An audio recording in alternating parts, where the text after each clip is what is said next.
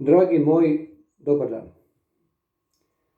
Pjesmu koju sam napisao 18.8.2023. godine zove se Uži izbor, pa kaže: da bi zadisali punim plućima i posvetili se isključivo svojim djelima, precrtajmo iz našega života negativne ljude koji ne sude našim načelima.